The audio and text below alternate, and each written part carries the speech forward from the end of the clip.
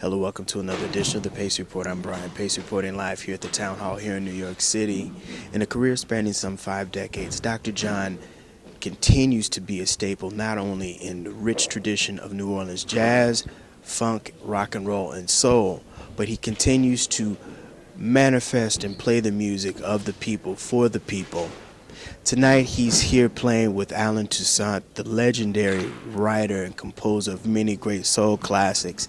And we sat down earlier and we talked about his origins growing up in New Orleans. We also reflect on some of the icons and some of the visionaries of the music that he's collaborated with over the years, including Doc Pumis, Alan Toussaint, Professor Longhair, the Rolling Stones, Carly Simon, James Taylor, the list goes on and on.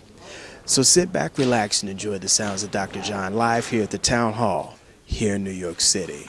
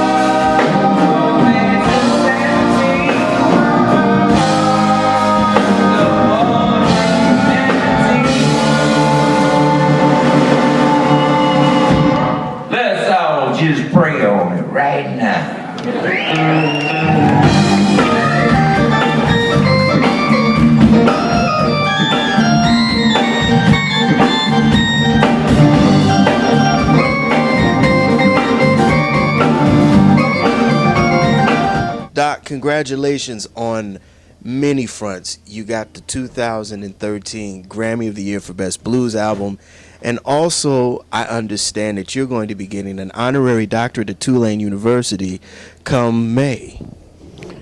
Well, that's what they tell me. I'll believe it when I see it. And you're going to be getting it also with Alan Toussaint. Hey, well, Alan been an old partner of mine for years and years, and so I remember him when actually he was subbing for James Booker way back in the game,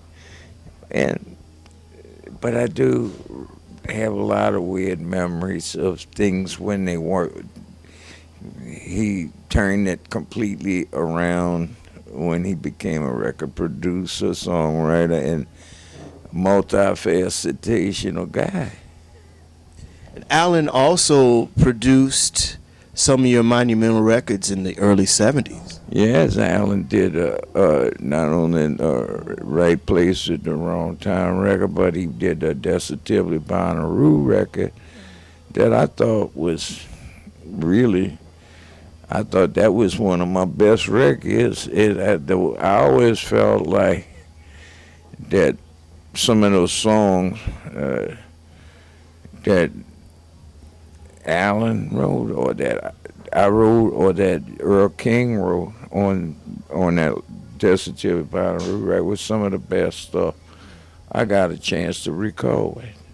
And I love the fact that back then the Meters was the backup band on it, and we was on the road a lot together, and it was really special times. And that the Meters, the original Meters appears together once in a purple moon, and that I watched those three bands that Archie Neville put together, the Hawkettes, then the Meters, and the Neville brothers, all disintegrate. But you know what? I feel blessed to have watched Archie put them all together. And he's a very special kind of guy. Let's talk about this album that you won the Grammy for. In fact, it's a blues record, but I think it's so out of the blues vein. I think it's a really funky, soulful, and also very Dr. John record. I thought it was a cool record, and I thought Dan Auerbach from the Black Keys Kid, he's a good one. He when I told him that my percussionist was from Ethiopia, he hired a little drummer that had lived in Ethiopia. He didn't get that it was a percussionist, but that's cool because at least he had memories of stuff, and that kid played some good Afrobeat stuff, and I like that. I think that's all important to make a good balance of music. What is it like working with Dan? Because, you know, his whole group, the Black Keys, have done some very phenomenal things in the rock world. But sitting down with what you have been doing over the years, how did he communicate the musical ideas that he wanted you to play or what you wanted him to interpret? Well, it's weird because he at first flew to New Orleans and was saying, well, like, he wanted us to write some songs. And then later we did this thing at the Bonnaroo Festival in somewhere outside of Nashville. And we did a little gig there together. And it was almost the same guys that he had with the parts of the Preservation Hall band from New Orleans and part of the and me and some other guys that almost turned out to be basically the band that was on the session. So he was thinking. I give man, he always was thinking. But it's probably the first record I had did with tracks of music in probably 15, 20 years. So that was coming from another time and place to me. In maybe in the 80s, I might have did some track in the 70s a little bit, but it wasn't that much of that done. It was mostly pretty much live on, you know, we doing the record. And that was, you had to do the best you could do to make it good. And so I hadn't did one of them kind of where they did tracks. And that was something different and fresh for me. And that he worked real hard on it. I give him props for that. And that he remembered little things I would judge about. And then he would ask me to, hey, well, can you make something, talk about your children, and you talk about this and all. And I wrote songs with almost all of the topicals that he was bringing up that felt like, hey, well, this is something cool. everything that we would be jaw jerking about in between the songs turned into something that became songs.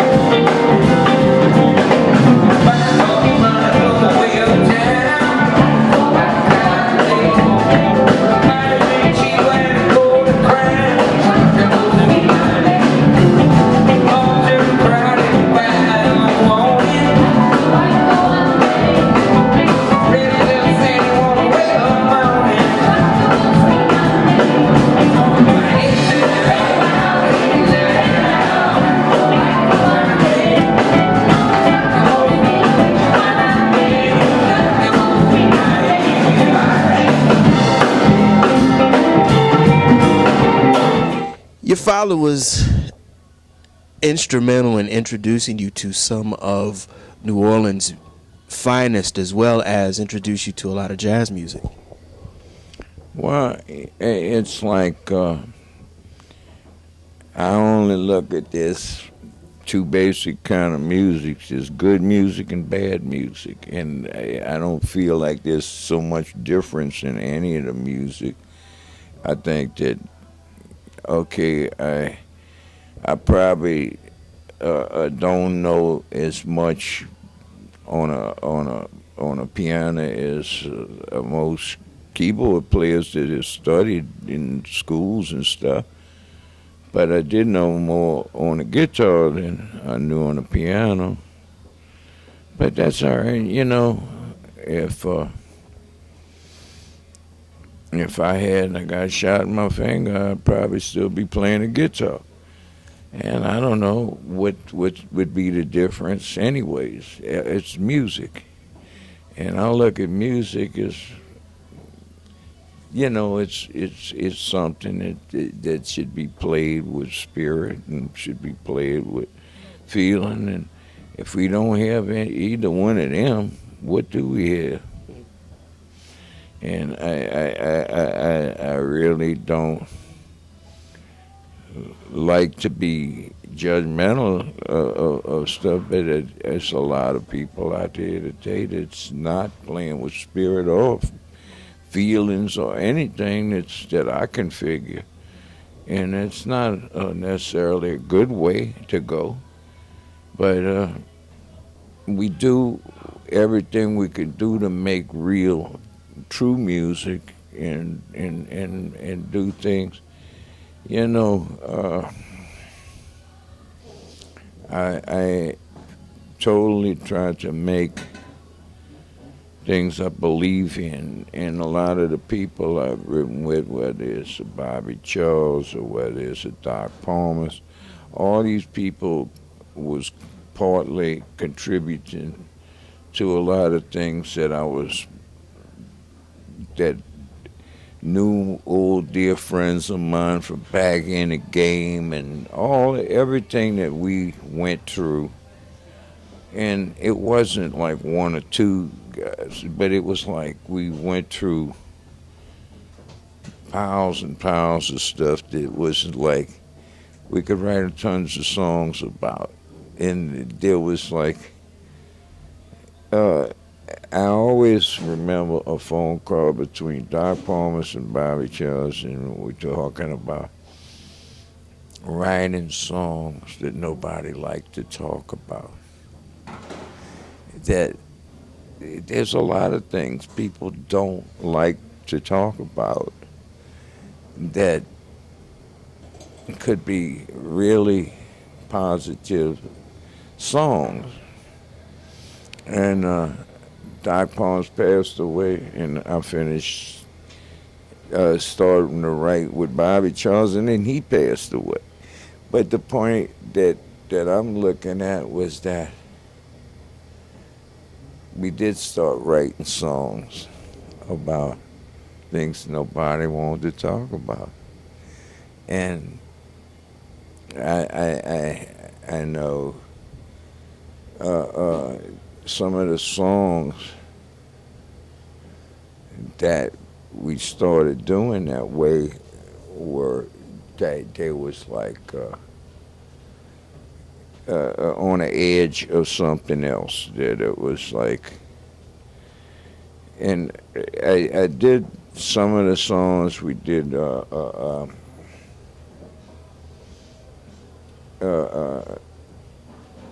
Mother Earth is the best mother we ever had, and Ice Age is another one. hey, those are songs that are truths that maybe people don't like to talk about, and we're living in that right now. And I think that it's important for people to see those kind of truths and just to do them, that we can roll with those things. And it's important to me to tell truths about things that is trying to be shuffled under the carpets, shuffled under everything that they can shuffle it under. And whoever they are, know who they are. And they don't have my respect whatsoever.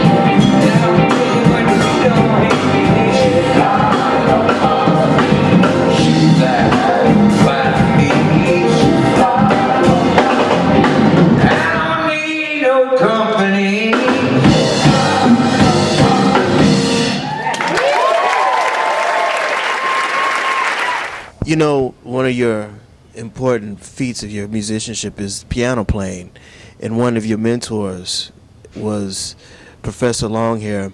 Tell me about the importance of his legacy and what it means to New Orleans piano players, as well as what he did to you musically. Well, one of the things that Earl Palmer started doing when he was still studio drummer in New Orleans before he went to California, that was he'd always say, let's play a little more funky, but. And one of the things that the keyboard players always did was to play a little bit of Professor Longhair's the kind of thing. And because he had taken the rhythm of rumbas and mambos and all kind of Latin rhythms, but he'd played them in a different kind of way to make them feel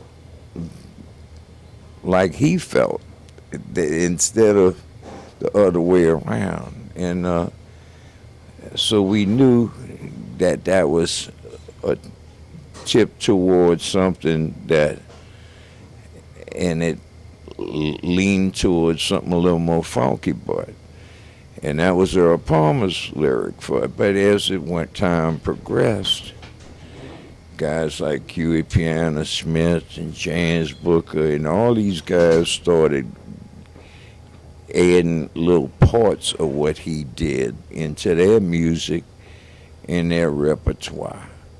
And Alan Toussaint, guys like that wrote songs around what Longhair did, but each guy, and I was most proudest of having produced his hit, Mardi Gras in New Orleans, that was a hit all the way up until Wardell Cassell produced Big Chief, and that came out. Even though Earl King was singing on that record, it came out by Professor Longhair. And it was kind of strange because Professor Longhair never did an overdub vocal in his life. Anything he did was live on the money. And all of a sudden, he's in doing a big band session. And by the way, I played Wardell Cassell's arrangements for this guy right here in New York for Slide Hampton, and I played it for Joe Scott in Houston, and both said he should have wrote for Count Basie or something, you know, and because he wrote hip charts on R&B records, and it was way ahead of their time what he was writing way back. And that's important to me, that those guys thought enough of him to say that, because Wardell never heard them say that, but I heard them say that, and that meant something to me. And I tell Wardell what Slide Hampton, Joe Scott said about that he could have written for Count Basie. That was important to me to tell that to Wardell, who was going blind at the time, and a lot of he was Basque people. Well, I'm Basque people too, but he was like, they called him the Creole Beethoven, but he just had this beautiful thing, very spiritual guy, and he was like, during his last years of life, he just was very, I